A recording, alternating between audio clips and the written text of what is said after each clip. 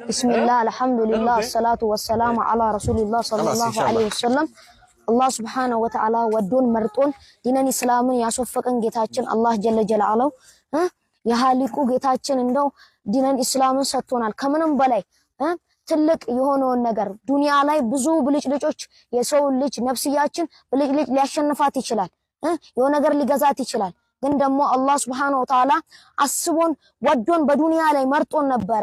አላህ Subhanahu Wa Ta'ala ቁርአን ላይ እንደተናገረው እኔ ሰው ልጅ ነው የፈጠርኩት እንዲያመልከኝ እንዲያመሰግነኝ እንጂ ለሌላ ነገር አይደለም ብሏል። ጣዖትን እንድናመልክ አይደለም፣ አንድን ሰው እንድናመልክ አይደለም፣ ወይ ኢየሱስን እንድናመልክ አይደለም፣ ወይ አልመሲህ ኢሳን እንድናመልክ አይደለም። አላህ ጀለ ጀላለው አሊቁ ጌታውን እንድናመልክ ነው። በዲነን እስላም ላይ አላህ Subhanahu Wa Ta'ala ትልቁን ቦታ ሰጥቶናል። አልহামዱሊላህ አላህ ዲነን እስላምን የሚወፍቀው የወደደውን ነው እንጂ ያልወደደውን አይወፍቅም። ለዚህ ደግሞ ዳይመንድ ውድ ሊሆን ይችላል፣ ወርቅ ውድ ሊሆን ይችላል።